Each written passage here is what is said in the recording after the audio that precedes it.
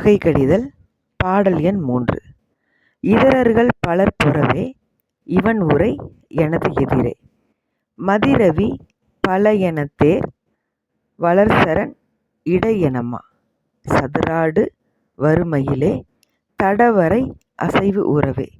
குதிதரும் ஒரு மயிலே கொணர்திவுன் இறைவனையே. அதாவது பல கீழ் மக்கள் போரிடும்படி இவ்வுலகில் வாழும் எனக்கு எதிரி அப்படின்னு சொல்றாரு. இந்த உலகத்துல கீழ்மைத்தனமான நிறைய மக்கள் இருக்காங்க. பொய், புரட்டு, பொறாமை, வஞ்சகம், இது எல்லா குணங்களும் அமைந்த கீழ்த்தரமான மக்கள் நிறைய பேர் இந்த உலகத்துல இருக்காங்க. இவங்க கூட அன்றாடம் நான் போராடிக்கிட்டு இருக்கேன். அப்படிப்பட்ட எனக்கு எதிரில் நீ நிற்கிறாய். நீ யாரு? அழகான மயில். இந்த மயில் அப்ப எப்படி இருக்கு? புகழப்படும் மிகப்பல் சூரியர் என ஒளிவர் வளரும் திருவடியை தாங்கும் இடமன்ன. இடமன்ன அப்படின்னா ஊர்தி. அப்ப யாருக்கு ஊர்தியா இருக்கு? முருகப்பெருமானுக்கு ஊர்தியாக இருக்கு. அழகாக ஒளி வீசக்கூடிய சூரியன் போன்ற திருவடியை தாங்குகின்றது. இந்த சூரியன் போல யார் இருக்கா? முருகப்பெருமான் இருக்காங்க. அந்த முருகப்பெருமானுக்கு எது ஊர்தியா இருக்கு? மயில்தான் ஒரு ஊர்தியாக இருக்கிறது. அப்போ மிகுந்த திறமோடு வரும் மயிலே, அதிகமான திறமைகளை தன்னிடத்தே கொண்டு நிற்கும், கொண்டு வரும் அழகான மயிலே, நீ மலைகள் அதிரும்படி குதித்து வருகிறாய். எப்படி வர்ற? நீ சாதுவா வரல, குதிச்சு குதிச்சு வர்ற.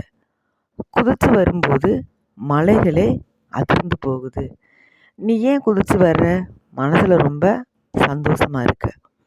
ஏன் நீ சந்தோஷமா இருக்க அப்படிங்கிறதுக்கான காரணம் எனக்கு நல்லா தெரியும் அப்படிங்கிறாரு சுவாமிகள். அப்போ என்ன காரணமா இருக்கும்?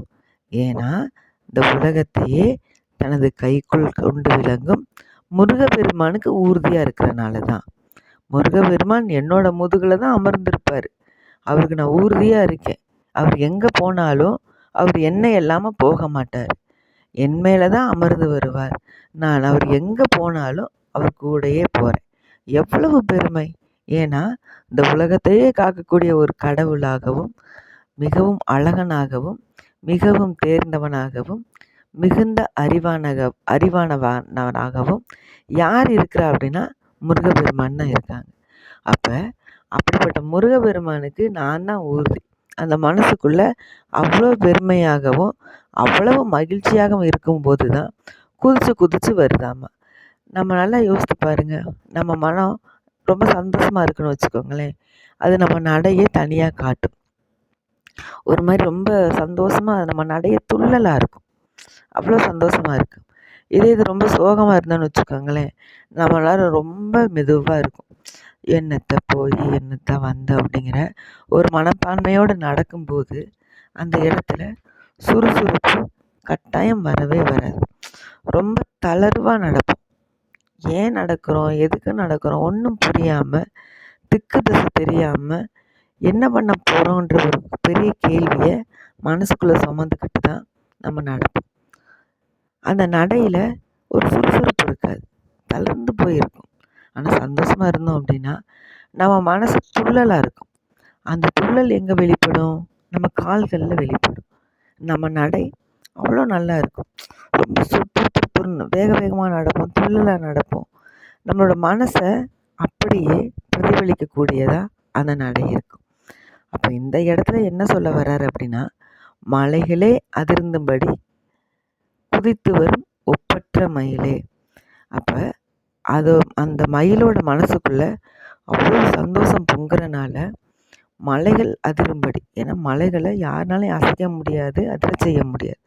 ஆனால் மலைகளே அதிரும்படி குதிச்சு வரணும் அப்படின்னா அந்த மயிலோட மனசுக்குள்ள எவ்வளவு சந்தோஷம் இருக்கணும் இல்லையா? அப்போ அந்த சந்தோஷத்துக்கு காரணம் என்ன?